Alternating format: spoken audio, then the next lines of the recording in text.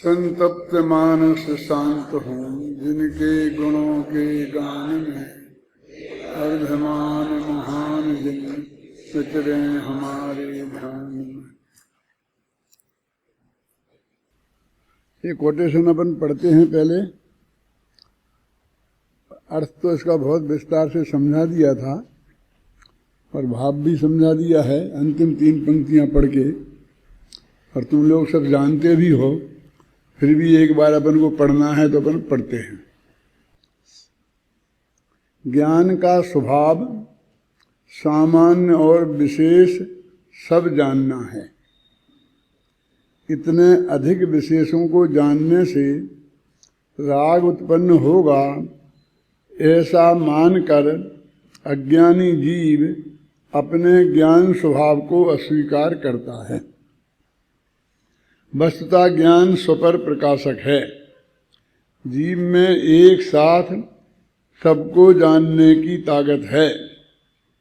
विशेष का ज्ञान राग का कारण नहीं है, परंतु अपनी राग की योग्यता ही राग का कारण है। कोई प्रश्न करे कि ज्ञेयों के इतने अधिक भेद क्यों? इतना अधिक जानने से ज्ञान उद्धत हो जाए। ज्ञान उद्धत हो जाएगा मतलब लोगों को घमंड हो जाएगा, अभिमान हो जाएगा, मैं बहुत जानता हूँ। तो इतनी अधिक आफत क्यों? अकेले आत्मा को जानकर बैठे रहें तो क्या बाधा है? ऐसे भी बहुत लोग हैं मुमुक्षुओं में। उससे कहते हैं कि अनंत प्रकार के ज्ञेयों को जानने का तेरा स्वभाव है।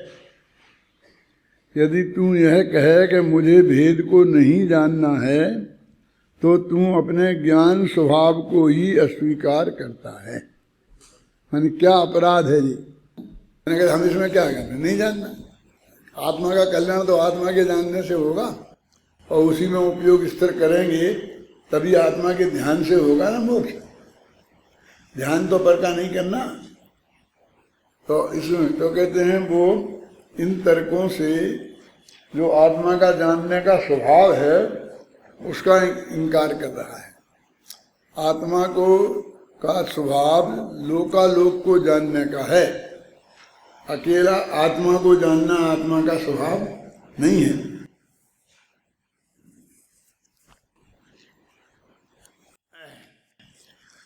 तेरा अनंत को जानने का अपरिमित स्वभाव है। अधिक जानने से ज्ञान उद्धत नहीं होता, अपितु प्रशम के लक्ष्य से मन को गंभीर करके ज्ञेयों को जानने से वीतराग दशा प्रकट होती है। समस्त ज्ञेयों की ओर जानने का झुकाव करता है, इसलिए राग नहीं होता, परंतु राग की भूमिका है इसलिए राग होता है। तो वो क्या कहता है, हम पर को जानने की तरफ झुकाव रखेंगे ना तो राग पैदा होगा। यानी किसी ना किसी तर्क से उसे पर के जानने का निषेध करना है। पर के जानने का निषेध में 2 तरह से होता है, और ये जो जितने निषेध करने वाले हैं इन दोनों में बहुत गड़बड़ करते हैं। एक तो ये कि तुम पर को जानो मत, और दूसरा ये कि आत्मा पर को जानता नहीं है। इन दोनों का अंतर समझ में आता है? बोलो अरे बोलो, क्या अंतर है?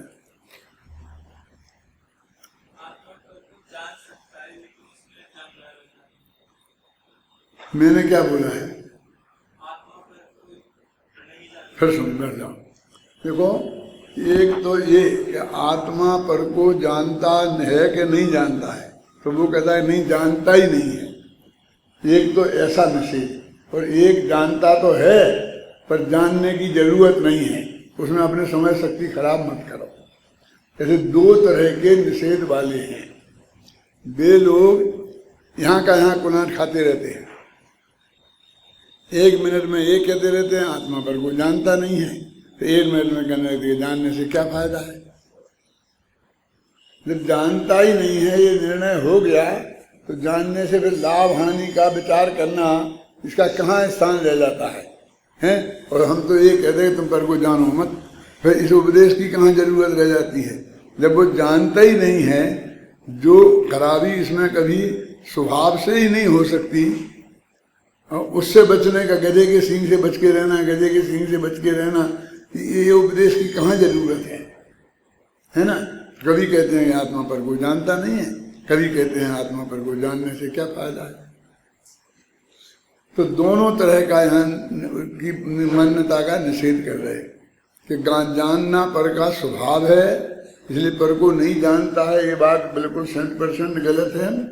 अब वो एक वाक्य उनके लिए मिल गया, क्या कि पर को जानता व्यवहार से है,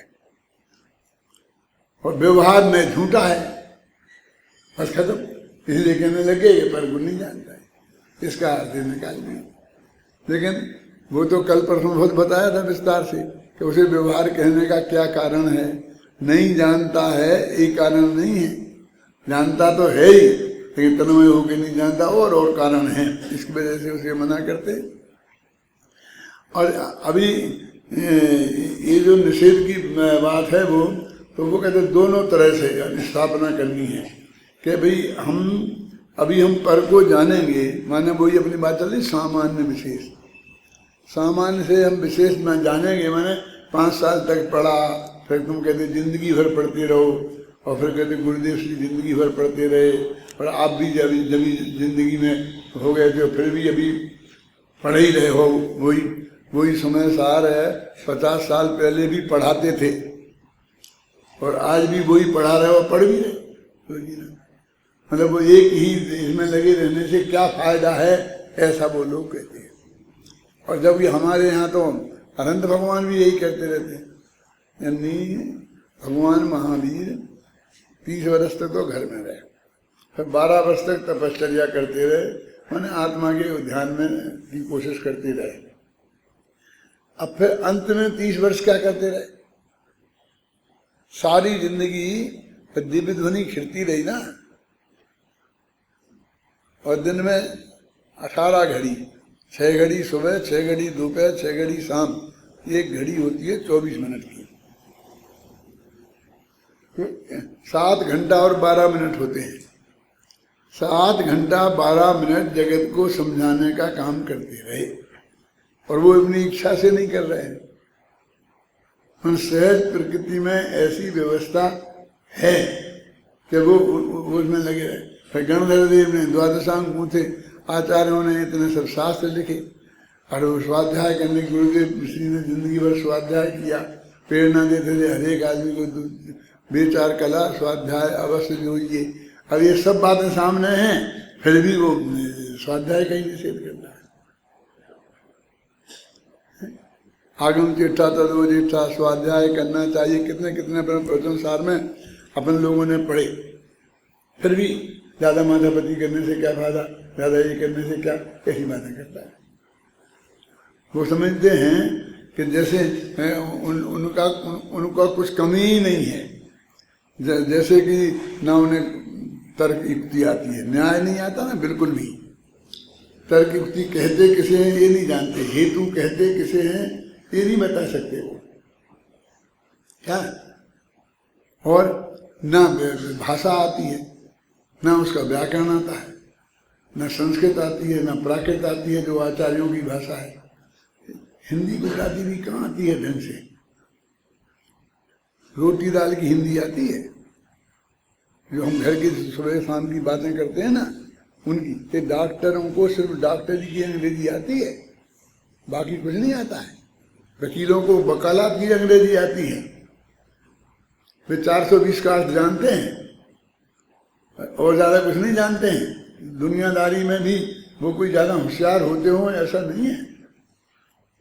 और जो जितना ज्यादा होशियार वकील होगा, जितना बस होशियार ज्यादा डॉक्टर होगा, वो और कामों में उतना ही ज्यादा अनाड़ी होगा। वो आएगा ना डाक खाने वाला, वो मनी ऑर्डर लेके आएगा, तो कहाँ साइन करना उस महान पुरुष को वो डॉक्टर ही बताएगा, यहाँ कर दो तो वहां कर देगा। सबकी ये हालत है, हमारी तुम्हारी भी। तो फार्म वार्म लाता है कि दादा ये फार्म पे साइन करना है, बोल भाई कहाँ करना है, जहाँ कहता वहाँ मक्खी मार देते हैं। मैं कहता क्या करें, उपयोग तो एक जगह लगता है ना, पर हम सर्वज्ञ तो है नहीं। तो वो लोग जिनको सचमुच कुछ नहीं आता है, गुरुदेव की भाषा थोड़ी सी सीख ली है, उनका भी मर्म जानते हो, ऐसा बिल्कुल नहीं है, मैं जानता हूँ बहुत गहराई से। और वो अब इतने अभिमान में चढ़ गए कि बस हम नहीं सब कुछ हैं और बाकी की बस ये इसमें क्या है, इसमें प्रवृत्ति में पढ़ा है, ये ऐसा करता है, ये पढ़ना जो स्वाध्याय करना है ये प्रवृत्ति में पढ़ना है।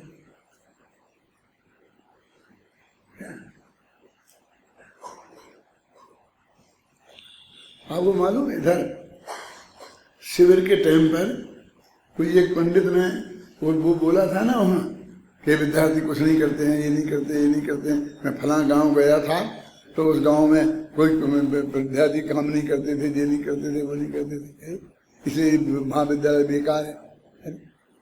इसके चला में ये गांव में तू गया, एक दिन एक दो विद्यार्थियों को देखा, वहाँ वो विद्यार्थी मालूम मंदिर में नहीं था, तो सब सारा देश में बेकार हो गया।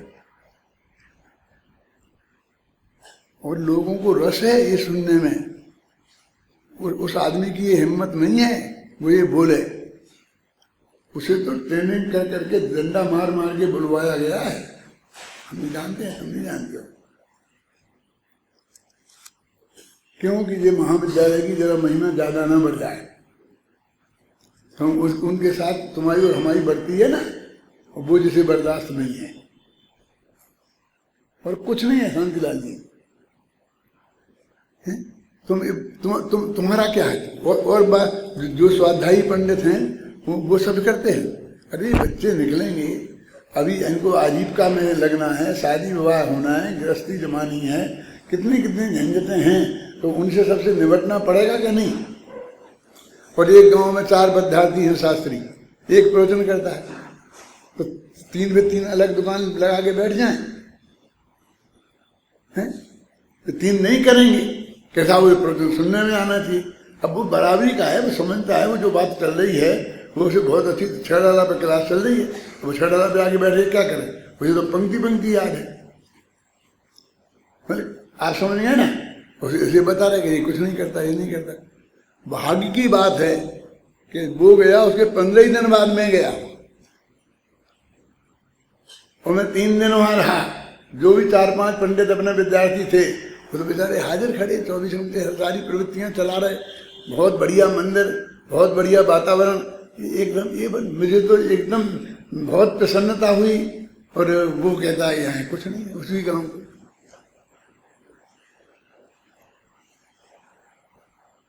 और जब ये कहते हैं तो वो कहता है ज्ञान की जानते ही नहीं, आत्मा को जानने की जरूरत ही नहीं है, पर वो ऐसी बातें करने लगता है।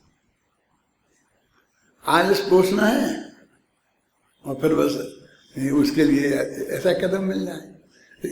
एक गुरुदेव के वचन के दिव्य ध्वनि सार किताब उनकी छपी, वो इतने पुराने प्रवचन हैं ये कि तब तुम लोगों में तुम्हारे बाप का भी जन्म नहीं हुआ होगा। आप समझे, उसमें देखना गुरुदेव के कब उन्होंने ये प्रवचन किए थे। हमने तो वहां से निकाल के लाए, क्या मालूम कैसे। एक अखबार निकलता था पुराना सोनगढ़ में, दैनिक अखबार, उसका नाम क्या था, मतलब रोजीना गुरुदेव के जो प्रवचन होते थे उनको एक आदमी लिखता था और उनको लिख कर अपने हाथ से और उसकी फोटो कॉपी करा के क्या करते थे, वो जीरोक्स करा के 100-200 उसे बांटते थे। ऐसा एक था, क्या नाम मैं भूल रहा हूँ, अभी बता दूंगा, याद आ जाएगा तो उसमें ये प्रवचन सार के प्रवचन छपे थे। और वो फाइल, वो प्रवचन सार के प्रवचन कब हुए होंगे, जब हमारा गुरुदेव से समागम भी नहीं हुआ था। क्या हम सन 56 में समागम हुआ, उसके पहले के मेरे ख्याल से सन 52 के वो प्रवचन थे। 52 समझते हैं, 52 के वे प्रवचन थे। तो वो छिंदवाड़ा में एक वकील थे, क्या नाम था, प्रबोध चंद्र। तो उन वकील के पास वो फाइल थी, हमने वो फाइल उपलब्ध की, उस गुजराती में थे वो, तो गुजराती से हिंदी अनुवाद किया, फिर उसका संपादन किया और फिर दिव्य ध्वनि सार यहाँ जयपुर से छपाया। अब मेरा मतलब समझे कि गुरुदेव ने जो ये बातें बताई हैं, जो अभी आप पढ़ रहे हैं, वो इतनी पुरानी हैं कि जो विवाद करने वाले लोग हैं उनमें कोई भी नहीं होगा। नहीं होगा तो होगा शरीर से भी, तो बुद्धि से नहीं होगा, इस मिशन से परिचित नहीं होगा बिल्कुल भी। समस्त गेयों की ओर जानने का झुकाव करता है, इसलिए राग नहीं होता। देखो, परंतु राग की भूमिका है इसलिए राग होता है। राग की भूमिका है, ये क्या है? कल ही परसों मेरे पास आया था, राग कैसे छूटेगा? अरे भाई, भूमिका के अनुसार राग होता ही है, वो नहीं छूटेगा। तो हमने बहुत कोशिश करी, हमें गुस्सा नहीं आए। कैसे नहीं आएगा? क्या कोशिश करी तुमने? गुस्सा नहीं आने के लिए छपक श्रेणी का आरोहण करना पड़ता है, समझ में आई कि नहीं? आप पढ़ते हो ना, करना नहीं हो, कैसा सब क्रोध का क्षय होता चला जाता है, ऊपर बढ़ता जाता है, जो भी 8वें 19 स्थान तक जहां भी होता होगा। तो ये उपाय तुम करते हो। हम रोकने की कोशिश करते थे, रोकने वोकने से नहीं रुकता। और तुमने गालियां नहीं बकी तो हम समझते हमने गुस्से को रोक लिया। गुस्सा वाणी में नहीं आता, गुस्सा आंखें लाल लाल नहीं करी तो शरीर में नहीं आता, मन में भी नहीं, आत्मा में आता है। आप समझ में आए ना? और वो आत्मा में आ रहा है निरंतर। निमोदिया के 23 कक्षाएं 24 घंटे हैं। अकेली स्त्री वेद और पुरुष वेद नहीं है, और बाकी की 23 क्रोध मान माया लोग हैं ना निरंतर। ऐसा समझता है कि हम इसको ये करो ये करो, ऐसे तो चारित्र के नाम पर, ऐसे ज्ञान के नाम पर शब्द है। केवली भगवान अनंत पदार्थों को अनंत भेद प्रभेद सहित जानते हैं, और उनको राग बिल्कुल नहीं होता। माने वो जानने को राग का कारण प्रतिपादित करता है, और राग का निषेध जहां आगम में मिलता है उसको वो जानने का निषेध के रूप में प्रस्तुत करता है। अभी तुम तो बहुत छोटे हो, यहाँ पर तो अभी 50 साल से चलता ना, तो 50 साल से जो श्रोता आते थे, और जो अभय कुमार जगदीश भाई जैसे बड़ी उम्र के लोग भी हैं, तो यहाँ एक बहुत पंक्ति बहुत जोरदार चलती थी, जानवा के लोभ मां सगलो संसार छे। सुना तुमने कभी? अब तो वो गया, बाजार में से गायब हो गई वो। उस वक्त मार्केट में यही चलती थी, हर एक के जवान पे यही था। क्या? जानवा के लोभ मां सगलो संसार छे। ऐसे कोई आचार्य का वचन नहीं है, ऐसे कोई ऐसा कह दो ज्ञानी धर्मात्मा का वचन है, समझ में आई ना? मतलब किसी व्यक्ति का ही, साधारण व्यक्ति का ही वचन था। तो देखो देखो देखो, जानने का निषेध किया ना, नहीं जानना चाहिए, और फिर जानने का निषेध किया तो नहीं जानना चाहिए, नहीं जानता है। तो 1 मिनट में नहीं जानना चाहिए से उचक्के नहीं जानता है तो पहुंच जाते हैं। समझ में आ रहा है? तुम दुआन हो इसलिए बता रहा हूं कि कैसा तर्कहीनता की बात है। अब मैंने फिर समझाया 2-4 जगह अपने प्रवचन में कि इसमें ज्ञान का निषेध है ही नहीं। सारा संसार कहाँ उलझा है? तो कहते जानने पर को जानने में उलझा, ऐसा अर्थ करते। इसलिए जानने के लोभ में उलझा है, तो ये तो लोभ का निषेध है, जानने का निषेध नहीं है। समझे? लोभ तो किसी भी चीज का बुरा होता है, खाने का, पीने का, उठने का, इसने का, इसका, है ना? गे लोका लोभी, ऐसा लिखा ना पंडित टोडरमल जी ने मोक्षमार्ग प्रकाशक में, है? और प्रवचन साल में भी आता, और जगह भी आता है। तो जानने के लोभ के निषेध वाले वाक्य को आत्मा पर को जानता नहीं है, इस बात में प्रस्तुत करते थे। देखो कितनी बड़ी तर्कहीनता थी। अब मेरे जैसा आदमी बैठा हो कैसे बर्दाश्त हो।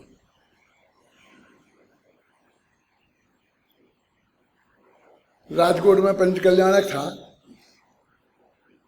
और ये बात बहुत जोरदार चलती थी वहां। तो मैंने यही सारे तर्कयुक्तियां दे करके ये सब बातें समझाई।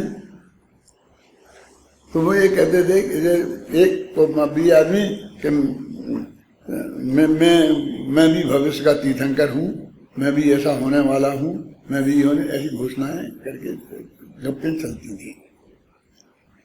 तो पहले तो कहते थे कि इसको ये हुआ है, ये हुआ है, गुरुदेव वो भैंसरी की बात नहीं है, उल्टा मत समझना। तो ये इसको जाते समय उसने कह दी मेरे को नहीं है। तो श्रुत ज्ञान में, मेरे श्रुत ज्ञान में ये ताकत है, मैंने जान लिया अपने श्रुत ज्ञान को। कहाँ कि मैं पहले विदेशर में था, भविष्य में जी होने वाला हूँ, मुझे बनेगी अनुभव की कहानी। तो दोपहरी में दीक्षा कल्याणक का प्रवचन था और उनका था इतने शास्त्र, इससे भी जाना लेके 2 आदमियों से लाद के वो लाए और अपने दोनों तरफ इतना रखे ऐसे।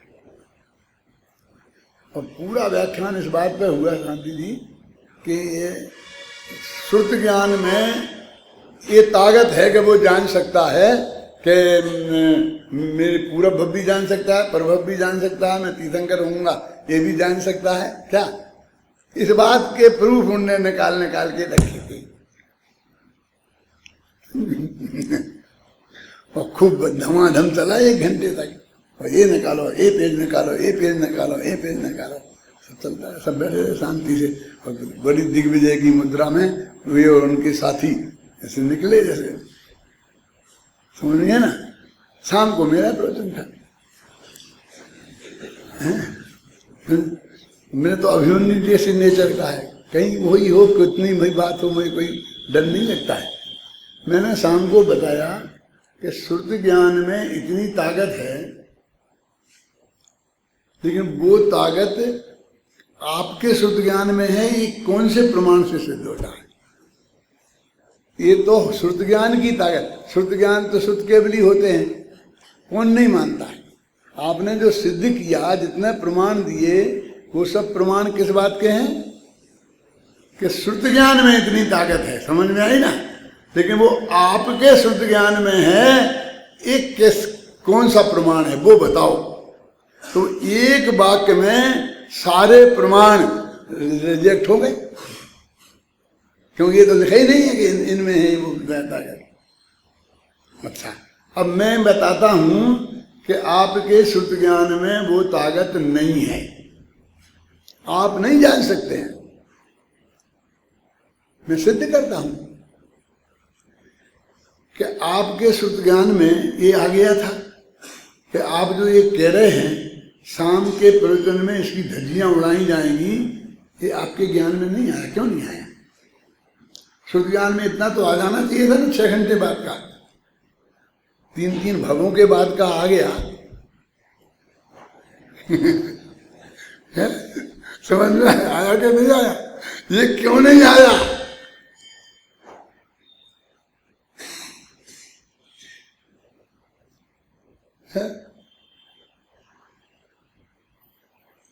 यार सोच, क्या बोल रहे हो, क्या कह रहे हो? ये प्रमाण देना जानते ही नहीं। क्या बात का प्रमाण दे रहे हैं? ये ऐसा सब जगह ही वहीं चलता था। वो एक साहब वो राजुल है, राजुल माने नेमिनाथ वाली राजुल नहीं, एक और राजुल थी। एक पंडित हिम्मत भाई थे ना, वो जिनका नाम कल भी जिन्होंने समय सारी टीका गुजराती वगैरह में लिखी।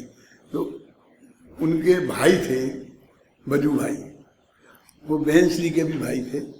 तो उनकी पोती थी, लड़की की लड़की, उसका नाम था राजुल।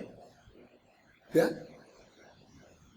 और उसको जाति स्मरण है, ऐसा प्रचार करते थे। वो इसको सिद्ध करने के लिए भेद करते थे कि राजुल को जाति स्मरण है, राजुल को है, माने जाति स्मरण होता है, बस ये सिद्ध करके प्रमाण पेश करते थे। और राजस्थान यूनिवर्सिटी में 400 ऐसे केस हैं जहां पर ये सिद्ध किया है कि जाति स्मरण होता है, होता है, होता है। मैंने कहा कि जाति स्मरण को कौन नहीं मानता है? जब कोई ये कहता हो कि जाति स्मरण नहीं होता है तो आप समझेंगे ना कि आप विरोध करो। जाति स्मरण तो शास्त्र में लिखा है, सब मानते हैं, जैनी मानते हैं, अजैनी मानते हैं, लेकिन वो जाति स्मरण आपको है, इसका प्रूफ बताओ। वो राजुल का है तो राजुल को है, वो तो आत्मा फात्मा जानती नहीं कुछ भी, तुम्हें तो नहीं है ना, तुम्हें कैसे सिद्ध होता है? अरे कौन कह रहा कि नहीं होता है? लेकिन तुम्हें नहीं है और तुम्हें है, तो जो तुम बोल रहे हो वो बात तुम सत्य बोल रहे कि झूठ, इसका क्या प्रमाण है? मैंने कहा कि एक आध आदमी को ऐसा जाति स्मरण हो जाए, अपन में से किसी को हो जाए इतने में से, कि मैं पूरा भव में एक गधा था है? और कुमार की मिट्टी ला करके जंगल से लाया करता था। तो कौन बताएगा, किस किस को बताएगा कि मुझे जाति स्मरण है? कोई नहीं बताएगा। वो तो हो ही सकता है, जो पूरा भव में होगा वही का तो होगा। तो जिसको अच्छा होता है, मतलब हो तो वो बताता फिरता है, और उसमें भी अच्छी अच्छी बातें बताता फिरता है। जीवन तो बहुत बड़ा होता है ना, तो उस जीवन में और क्या क्या हुआ था वे नहीं आई, में से यही बातें आई। वो जब डंके की चोट मैंने झंडा उठाया तब वो बंद हुआ, नहीं तो बहुत तेजी से चल रहा था। और उसमें गुरुदेव भी बहुत बदनाम होते, क्योंकि गुरुदेव का भी जो थोड़ी बहुत चलती है वो भी उसके संकट में आ जाता उसकी वजह से। और यदि नहीं रोकता कभी 10-20 को हो गया होता। समझ नहीं ना आपकी में?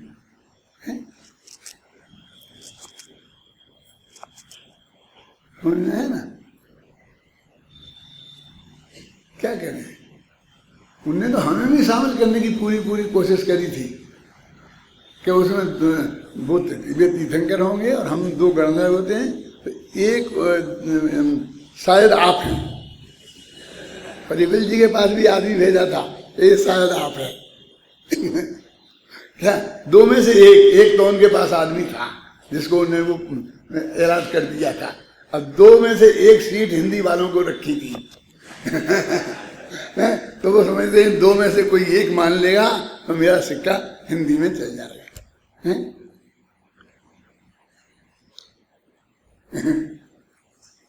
क्या क्या प्रॉब्लम चलता है, क्या करें? यानी ये तो ऐसे लोगों ने ये आत्मा पर को नहीं जानता है, ये ऐसे लोगों का प्रचार है। ये बता रहा हूं मैं आपको कि उनका कैरेक्टर क्या है। ये सब चीजें रह जाएं तुम लोगों के भी दिमाग में, नहीं तो कल नहीं आएंगी, इसलिए मैं बताता हूँ। देखो केवली भगवान अनंत पदार्थों को अनंत भेद प्रभेद सहज जानते हैं, उनको राग बिल्कुल नहीं होता। 6 द्रव्य तेरे गेय हैं, उतना जानने का तेरा ज्ञान है। यदि तुम 6 द्रव्यों के ज्ञान से कम ज्ञान करेगा तो तूने ज्ञान गुण को नहीं माना, इस कारण जीव को भी तूने नहीं माना। देखो बोलो क्या है, गुरुदेव के तर्क हैं ये सब।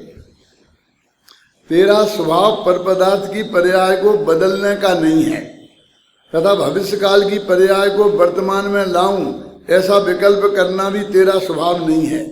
तेरा स्वभाव तो ज्ञाता दृष्टा है, यह ज्ञेय तत्व प्रज्ञापन अधिकार है। जैसे ज्ञेय है वैसे ही ज्ञेयों को जानना तेरा कर्तव्य है। यही धर्म है, यही शांति का कारण है। अब ये ज्ञेय तत्व प्रज्ञापन अधिकार है पूरा, पता है ना? तो ज्ञेय कौन कौन है? माने ज्ञान के विषय कौन कौन बनते हैं ये सब बताएं क्या नहीं? तो सोलह लोकालोक बनता क्या नहीं? 6 द्रव्य बनते क्या नहीं बनते? जब पर को नहीं जानेगा तो कैसे बनेंगे 6 द्रव्य? तो ये गे तत्व प्रज्ञापन का पूरा ही उड़ा दिया। कैसा स्वाध्याय होगा उनका? क्या मेरे से लोगों ने कहा आप एक सुपर प्रकाशक पर किताब लिख दो। क्या लिखने की जरूरत है? मेरी तो पंक्ति पंक्ति में लिखा है। यदि ऐसे ना वो कोटेशन लिखने की परंपरा है ना, 4 जने निकाल निकाल करके छाप देते ना किताब, तो तुम कोई ऐसा करोगे भविष्य में तो 1000 पेज की किताब बन जाएगी। क्या पूरे तुम पढ़ना इतना समय साधनशीलन, प्रत्यन साधनशीलन, नए चक्र सब में मिलेगा, सब में कदम कदम पर मिलेगा। एक जगह इकट्ठी करे उस नाम से किताब की लिखने की क्या जरूरत है?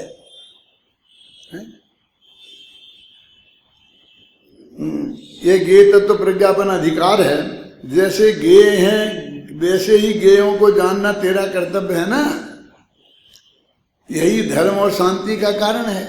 जब सारा पदार्थ गे हैं और आत्मा ज्ञायक है और उनको सबको जानने का उसका स्वभाव है, तो वो अधर्म कैसे हो सकता है? वो अशांति का कारण कैसे हो सकता है? जो लोग पर को जानने को बंध का कारण मानते हैं या बिना अपेक्षा बताए कहते हैं कि आत्मा पर को जानता ही नहीं है, उन्हें स्वामी जी के अत्यंत स्पष्ट उक्त कथनों पर गंभीरता से विचार करना चाहिए। समझे ना? ये एक महत्वपूर्ण विषय था, इसलिए मैंने आपसे कहा था। अब मैं ऐसा पूछ के कि किस किस ने पढ़ा, अपना आप पर अविश्वास व्यक्त नहीं करना चाहता हूँ। सबने पढ़ा ही होगा, 3 बार नहीं तो 1 बार तो पढ़ा ही होगा, ऐसा मानकर मैं आगे बढ़ता हूँ। 135वीं गाथा। द्रव्य विशेषाधिकार में अब तक द्रव्यों के जीव अजीव, लोक अलोक, सक्रिय निष्क्रिय, मूर्त अमूर्त वर्गीकरणों की चर्चा हुई। अब इस गाथा में सप्रदेशी और अप्रदेशी अर्थात अस्तिकाय और नास्तिकाय भेदों की चर्चा करते हैं। और 5 तो हो गए ना, वो जीव अजीव, लोक अलोक, निष्क्रिय निष्क्रिय, मूर्त अमूर्त, 4 ही हुए ना। अब ये 5वां है सप्रदेशी अप्रदेशी, माने अस्तिकाय और नास्तिकाय। तो पंचास्तिकाय तो इसी वर्गीकरण के आधार पर पूरी किताब लिखी, उन्होंने नाम ही ये रखा। वर्णन जैसे काल का किया नहीं है, काल का भी वर्णन है तो 6 द्रव्य रख देते, लेकिन पंचास्तिकाय माने इस वर्गीकरण को वो मुख्यता देना चाहते हैं, इसलिए उन्होंने उसका नाम पंचास्तिकाय रखा। गाथा मूलता इस प्रकार है, पढ़ो।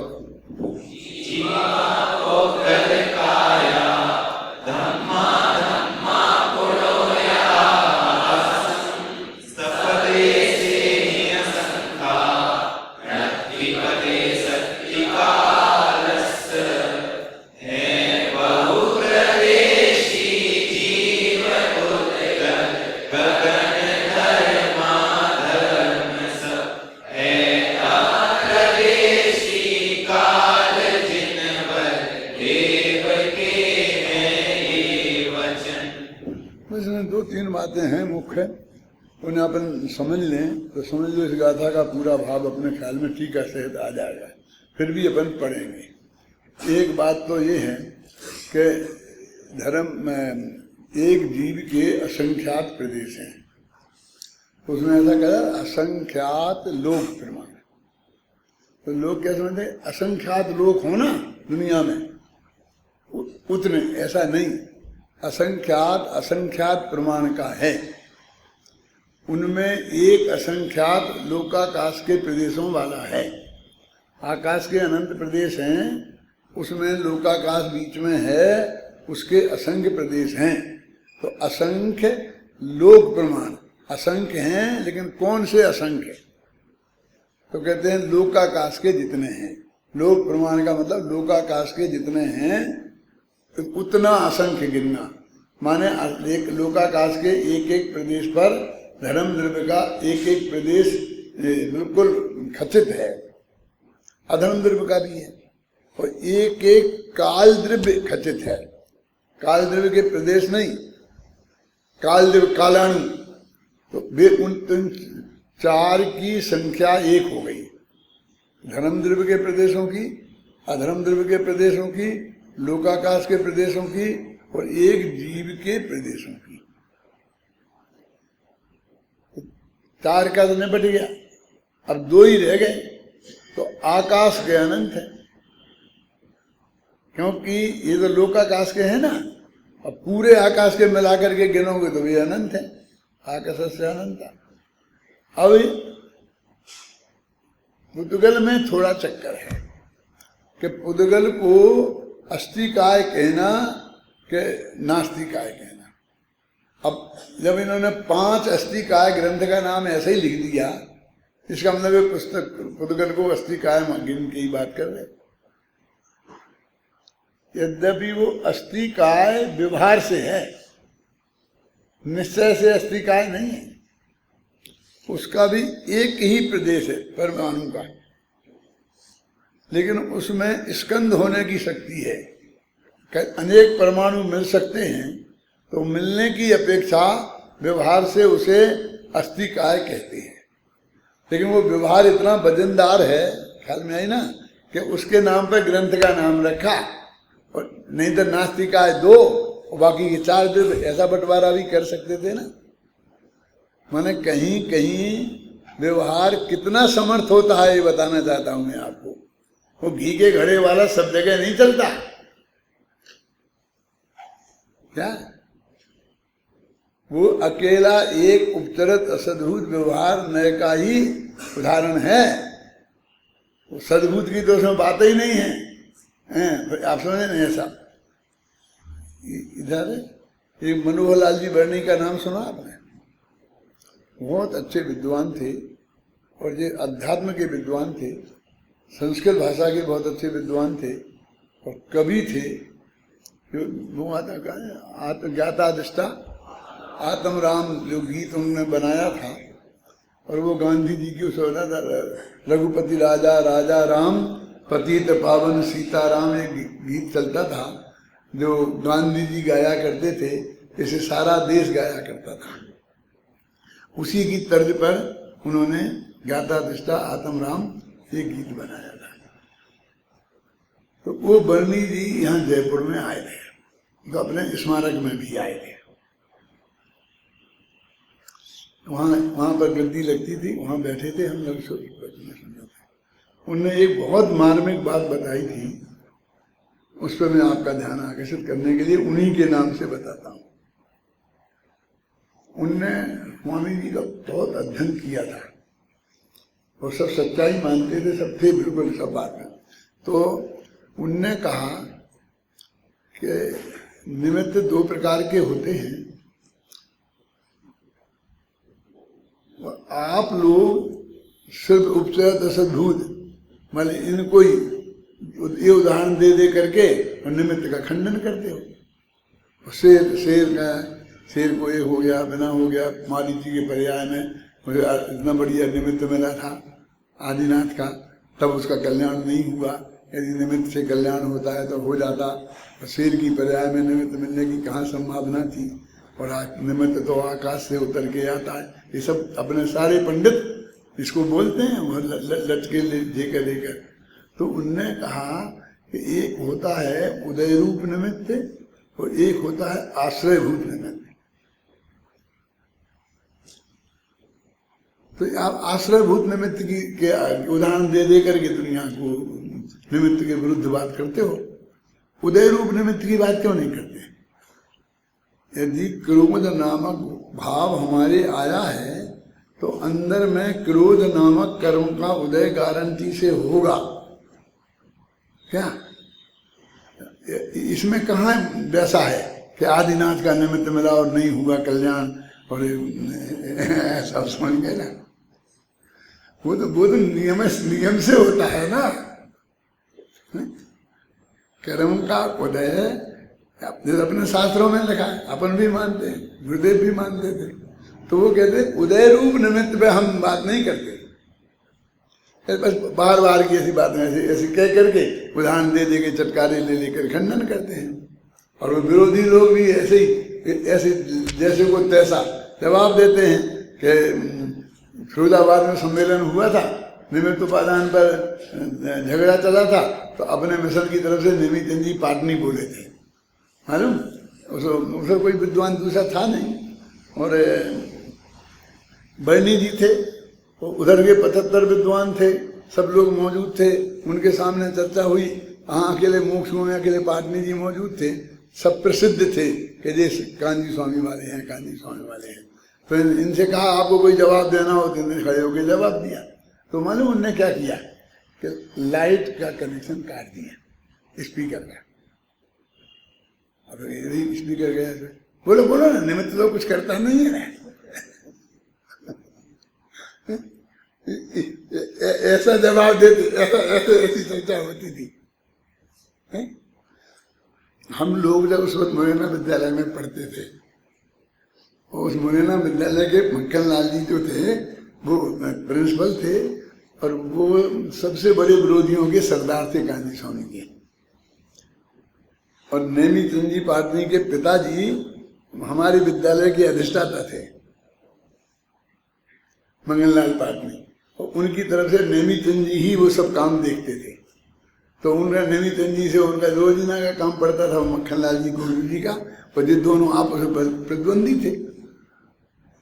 तो वो हमारे गुरु जी जब वहां से लौट के आए, तो जब हम तो नहीं गए थे, हम तो विद्यार्थी थे, तो चटकारे ले लेके सुनाते थे, हमने ऐसा कर दिया, हमने स्पीकर की डोरी काट दी और कहा कि तुम निमित्त हो तो बोलो। वे समझते थे कि हमने कितना बढ़िया काम किया है, अपनी बहादुरी के लिए वो बात कहते थे। मैंने निमित्तोपादान की, निश्चय व्यवहार की इतनी गहरी कर्मत ऐसी गहरी चर्चा नहीं होती थी, ऐसी हल्की फुल्की होती थी, और गांव-गांव में झगड़े होते थे उस वक्त। तो हमारे दिमाग में सबसे पहले यही आया कि निमित्त उपादान का सही स्वरूप पर किताब लिखो, निश्चय व्यवहार के सही स्वरूप पर किताब लिखो, अत्यंत सरल भाषा में लिखो, हर एक को गांव-गांव में पढ़ाओ, तो ये सत्संबंधी अज्ञान मिटेगा। तो होगा अकेला इतना नहीं है कि सामने वालों को समझाना है। जो गुरुदेव के अनुयायी हैं उनमें भी निमित्त उपादान निश्चय व्यवहार के संबंध में बहुत अज्ञान है, और भाग्य से आज भी है, और उनकी समझ में भी नहीं आता कि उसको हमको इतनी गहराई से अध्ययन उसका करना चाहिए। क्या ये सब बातें, और अपनी ये किताबें आई, और अपने सारे देश में जगह जगह व्याख्यान हुए, शिविरों में क्लासें चलाई, तो आज झगड़ा ही खत्म हो गया। अब सुनो क्या है कि झगड़ा रह गया है, वो भी समझ लो। पहले तत्व पे ही झगड़ा होता था, क्रमबद्ध पर्याय के विरुद्ध में लेख आते थे, निमित्तोपादान के पक्ष में लेख आते थे, निमित्त की महिमा बताते थे, अपन निमित्त की काट करते थे, उपादान की महिमा बताते थे, इस पे ही चलता था। सारी कहानियां तक चर्चा इन पे ही हुई थी। अब आज वो सब गायब हो गए। अब तो बस आज इस पर चर्चा होती है कि तुम मुनियों को नमस्कार करते हो कि नहीं करते हो, तुम ये करते हो कि नहीं करते हो। बस अभी चर्चा की ये विषय चर्चा के हैं। हम किसको मानते हैं, किसको नहीं मानते हैं, क्या करते हैं, क्या नहीं करते हैं, हम क्या खाते पीते, ये चर्चा के विषय है। यानी वो तात्विक चर्चा ही खत्म हो गई, माने विवाद रहा ही नहीं, क्योंकि जो वो लोग तर्क देते थे वो तो सब अपनी किताब में लिखे, उनके तो उत्तर हैं, और उनके पास ना कोई ऐसी किताब है, ना कोई ऐसा विद्वान है, ना अध्ययन करने वाले उनके पास कोई लोग हैं। तो ये सब चीजें बहुत गहराई से जानने की जरूरत नहीं है। ऐसा कह के कि हमको क्या करना, हमको क्या करना, हमको क्या करना है, नहीं। ये सारे आचार्यों ने इतना न्याय शास्त्र इतना सब लिखे, ये द्वादशांग जिनवाणी अपने शास्त्र के हिसाब से, दिव्य ध्वनि के हिसाब से है कि नहीं। ये सब चीजें मैंने जो जो उपस्थित हैं उनको हमें समझना चाहिए। देखो अभी अपने 6 द्रव्यों का हो गया ना, तो क्या क्या, आकाश के अनंत प्रदेश, धर्म द्रव्य अधर्म द्रव्य, एक जीव द्रव्य के असंख्य प्रदेश, और कालाणु असंख्य, और कालाणु का एक प्रदेश। एक प्रदेश जिसका होता है उसको हम एक प्रदेशी भी कह सकते हैं और उसको अप्रदेशी भी कहते हैं कि द्वितीयादिक प्रदेश नहीं हो, नाणो अणु के द्वितीयादिक प्रदेश नहीं होते, समझ गए ना, तो उन्हें अप्रदेशी कहते हैं। अब पुद्गल का क्या करें, तो पुद्गल की स्कंद होने की अपेक्षा से वो अस्थिकाय है, और परमाणु की अपेक्षा से परमाणु तो द्रव्य है, तो द्रव्य तो परमाणु है ना, तो निश्चय से वो हुआ एक अप्रदेशी, और व्यवहार से हुआ सप्रदेशी। अब व्यवहार को इतना महत्व मिल गया कि पंचास्तिकाय में उसका नाम आ गया, और उधर उसके साथ काल के साथ में नहीं आया। बहुमत के साथ सब जाते हैं, अल्पमत के साथ कोई नहीं जाता। तो मतलब वो जो अपेक्षा है पुद्गल के बारे में वो हमको समझ लेना चाहिए ना, हो गया ना। उक्त गाथा के भाव को आचार्य अमृतचंद तत्वप्रदीप का टीका में इस प्रकार स्पष्ट करते हैं। अभी ये अपन पढ़ेंगे कल, बाकी सब बता तो दिया है, आप लोग भी पढ़ लेना। अब भी इसकी कोई जरूरत नहीं थी इस अध्याय को पढ़ाने की, लेकिन अभी अपन पूरा प्रवचन सार कर ही रहे तो छोड़ें क्यों, इसलिए मैं एक कर रहा हूँ। और इसको अपन जो भी बहुत बीच बीच में और बातें आ जाती हैं वो भी तुम्हारे जानने और सीखने लायक हैं, इसलिए वो उपयोगी हैं, और अपन जितना जल्दी इस अध्याय को खत्म कर लेंगे अच्छा है।